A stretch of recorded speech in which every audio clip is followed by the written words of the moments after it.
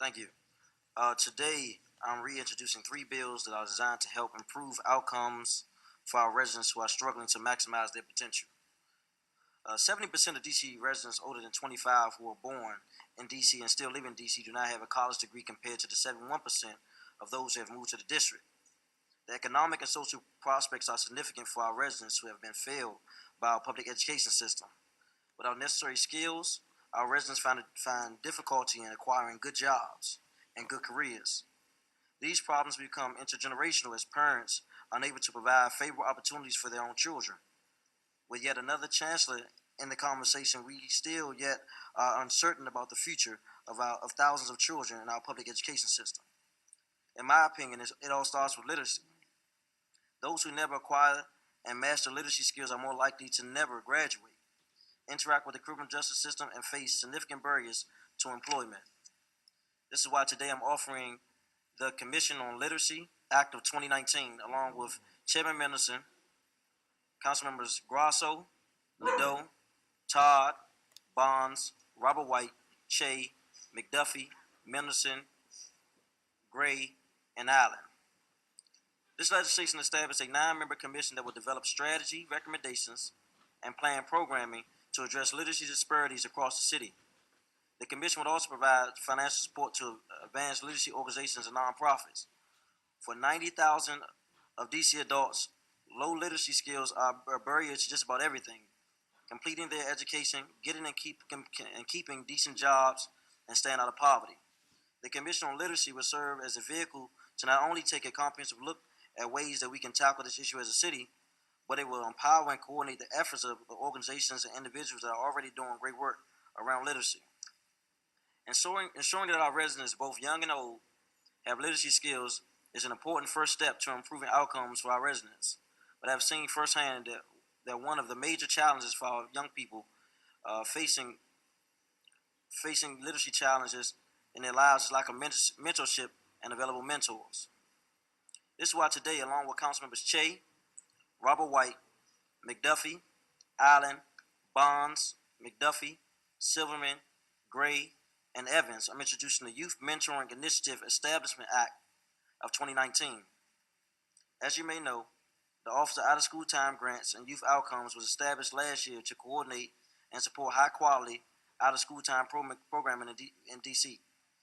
This bill is designed to complement the efforts of this office by providing new FTEs to execute efforts to provide centralized support to strengthen existing nonprofit organizations, support the development of new mentoring organizations, and to connect mentors and organizations to the middle and high schools.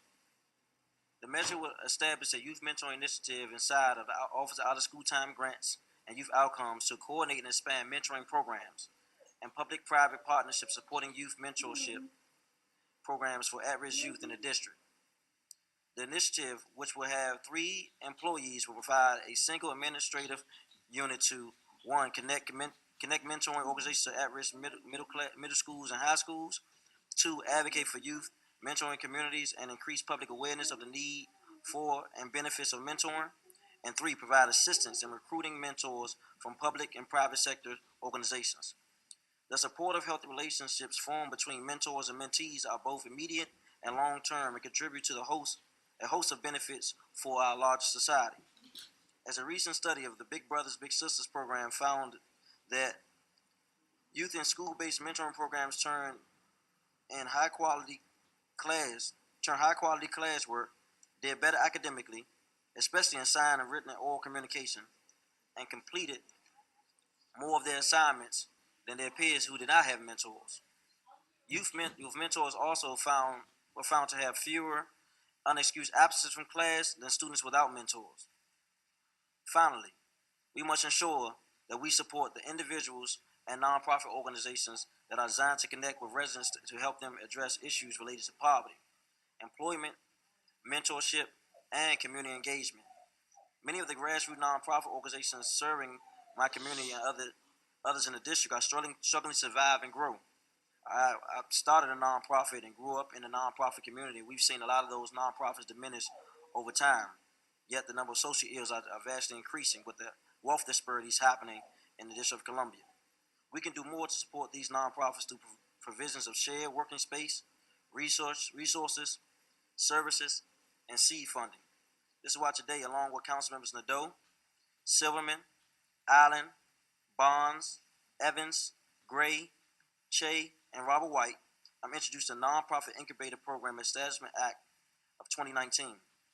A nonprofit incubator is an organization that helps facilitate the development of nonprofits by providing startup funds, office space, networking opportunities, management assistance, and grant writing to nonprofits. The use of an incubator can improve the chance that the organization is able to remain sustainable over time, also provide opportunities to collaborate and build relationships with other organizations in this sector. For examples, organizations can benefit from the uses of an in-house grant writer or the benefit of IT services provided to the incubator or accounting services. This bill requires the mayor to establish a nonprofit incubator program which shall provide financial assistance in the form of competitive grants to eligible applicants for the establishment and operation of a nonprofit incubator to service wards 5, 7, and 8, and other communities and 3. Okay, there we go. Other communities by helping to build the capacity of local nonprofit organizations. Other residents face tremendous challenges to meeting their potential, whether it's in transportation, housing stability, family caregiving needs, literacy, or just simply life skills. It is my hope that these bills introduced today will work in concert to equip us as a city to tackle some of these challenges. Thank you.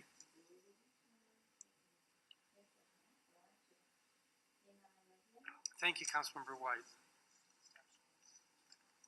With regard to the Commission on Literacy Act of 2019, are there co-sponsors? This bill will be referred sequentially first to the Committee on Education and then